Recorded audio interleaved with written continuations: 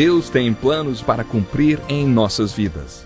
Essa é a mensagem de toda a Bíblia e é isso mesmo que estamos estudando aqui no Encontro com a Palavra, escrito pelo pastor Dick Woodward e narrado pelo pastor Edson Bruno. Fique atento a mais um programa que o Ministério Cooperativo Internacional leva a você. Com você agora, pastor Edson Bruno.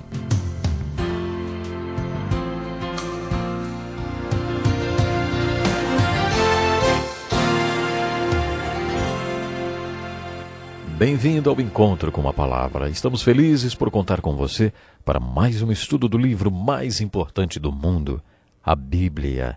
Você já percebeu que Jesus nos mostra qual abordagem deve ser dada aos seus ensinamentos? Ouça esta parábola de Jesus registrada no capítulo 5 de Lucas, em que ele nos ensina o que devemos e o que não devemos fazer quando estudamos os seus ensinamentos. Ninguém tira um remendo de roupa nova e o costura em roupa velha.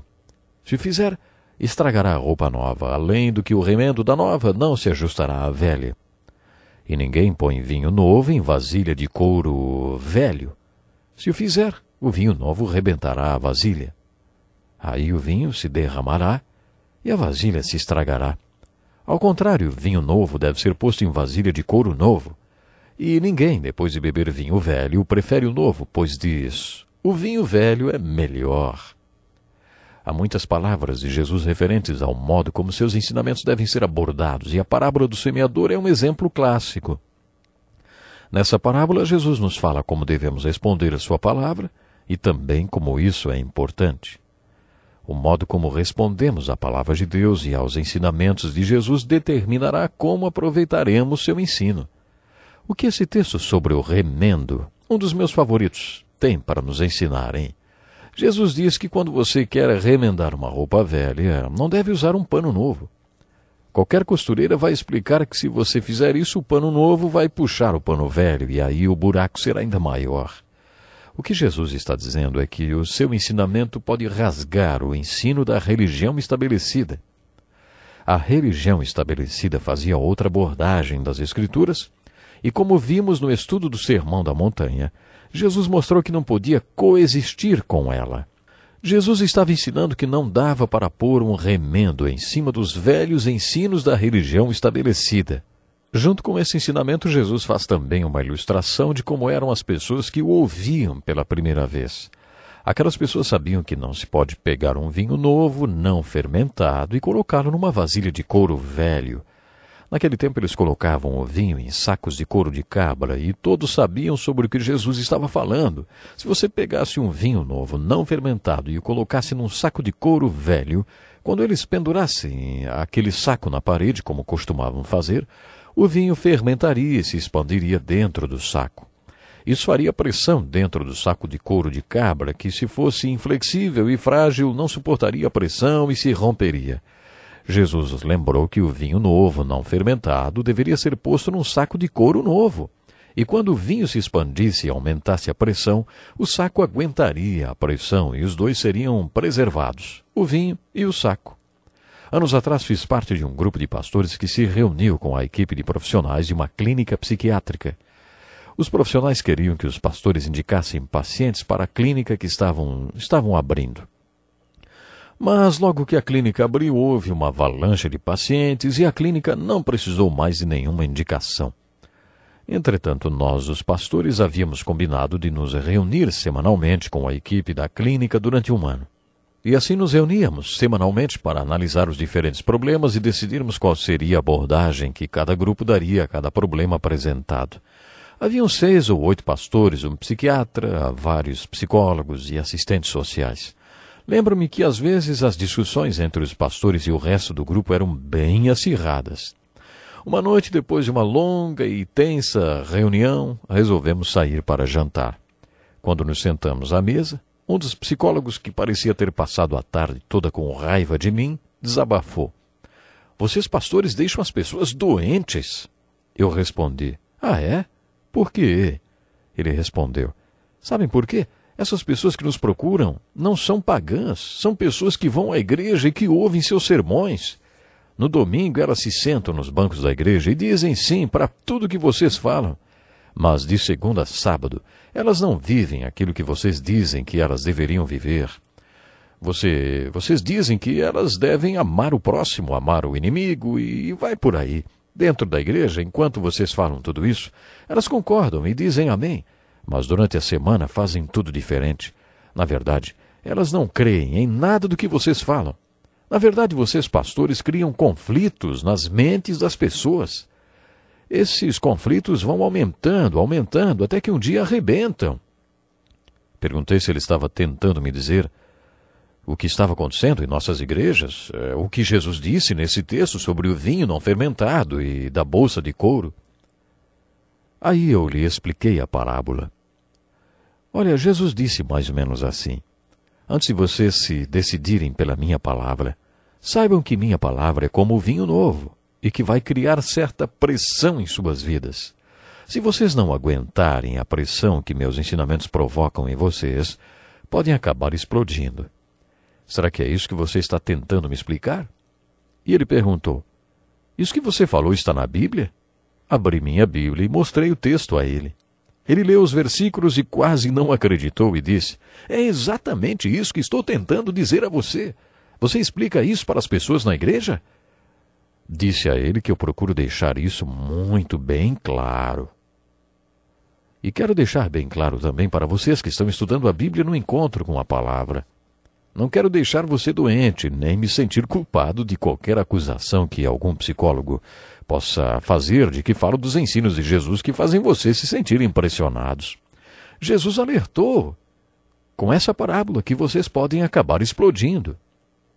Semelhantemente à parábola do semeador, a aplicação que tiramos é: preste atenção em como você recebe a palavra. Decida-se por permitir sofrer essa pressão que a palavra provoca em você. Em outras palavras, decida-se por obedecer a palavra, por aplicar a palavra em sua vida e não ficar tentando se enganar a respeito dos ensinamentos das Escrituras. É isso que Jesus está dizendo. Gosto dessa última frase de Jesus. E ninguém, depois de beber o vinho velho, prefere o novo, pois diz: o vinho velho é melhor. Outro texto em que Jesus fala sobre como abordar o seu ensinamento está no capítulo 7 do Evangelho de Lucas. Ele fez a seguinte pergunta: a que posso, pois, comparar os homens desta geração? E ele mesmo respondeu: são como crianças que ficam sentadas na praça e gritam umas às outras. Crianças gostam de brincar, fantasiar, gritar. Imagine crianças no mercado, como os daquela época, brincando de faz de conta. Num dia brincam que estão num velório e choram, no outro faz de conta é de casamento e elas pulam de felicidade. Os negociantes do mercado não se envolvem nessas brincadeiras de crianças. Vocês entenderam o que Jesus está dizendo nesse texto de Lucas 7, dos versículos 28 a 35? Jesus estava falando sobre o seu ensinamento e o de João Batista. Eu e João Batista não viemos jogar nenhum jogo. Pois veio João Batista que jejua e não bebe vinho, e vocês dizem: ele tem demônio. Veio o Filho do Homem comendo e bebendo, e vocês dizem: aí está um comilão e beberrão, amigo dos publicanos e pecadores. Jesus está sugerindo que ele veio ao mundo com uma postura, a de desfrutar a vida. João Batista foi mais sério e disseram que ele era do demônio e que Jesus era comilão e beberrão. Mas perceba que essas pessoas diziam isto como crianças que brincavam nas praças. Jesus estava dizendo que nem ele nem João Batista iriam jogar este jogo. Eles queriam que João Batista ficasse festivo, mas ele veio ao mundo para cumprir o que Deus lhe ordenou. Jesus se apresentou alegre, e eles queriam que Jesus brincasse de velório, e fosse triste e sério. Jesus estava dizendo que não iria entrar neste jogo deles. Você percebe como essa palavra de Jesus foi dura? Existe um livro intitulado As Palavras Duras de Jesus. Muitas das palavras de Jesus foram realmente duras. Vimos isso nos diálogos que Jesus travou com os líderes religiosos, e esta comparação que Jesus faz deles com crianças que gritam nas praças é um exemplo. O capítulo 7 de Lucas traz mais uma parábola de Jesus contada em um jantar, do qual ele participou com um fariseu chamado Simão.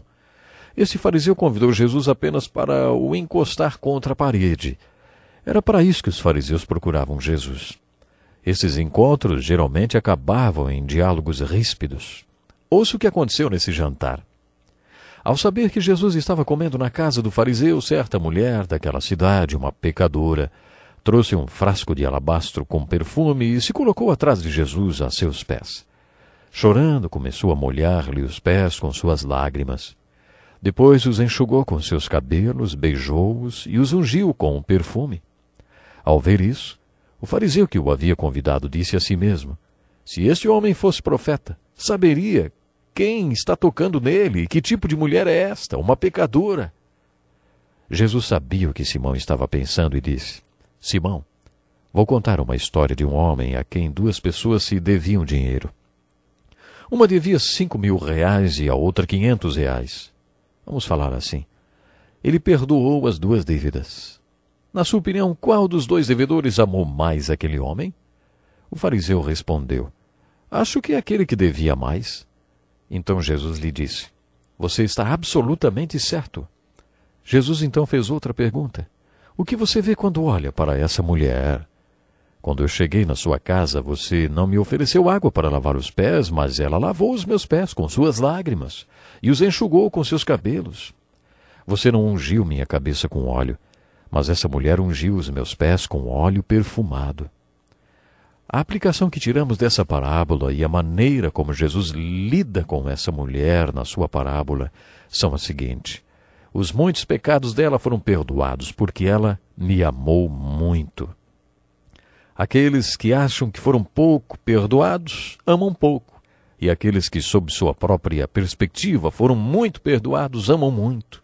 Jesus se dirigiu à mulher e disse: seus pecados estão perdoados. Ela não foi salva porque amou muito.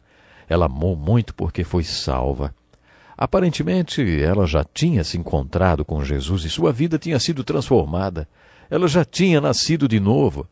Foi por isso que ela procurou Jesus naquela atitude de adoração e amor. O que Jesus estava dizendo naquele jantar era: Simão, se tem algum pecado aqui hoje, não é essa mulher. O verdadeiro pecador é um fariseu chamado Simão. Se Jesus tivesse dito: você, verdadeiro pecador, por favor, fique de pé, o verdadeiro pecador que teria que se levantar não seria a mulher, cujos pecados eram óbvios e conhecidos por todos, mas que já tinham sido perdoados. O pecador seria o fariseu Simão. Não quero dar a impressão, principalmente aos jovens, de que é melhor pecar muito e depois ser muito perdoado, e depois amar muito por ter sido muito perdoado. Não é isso. Não existe nada de bom em pecar.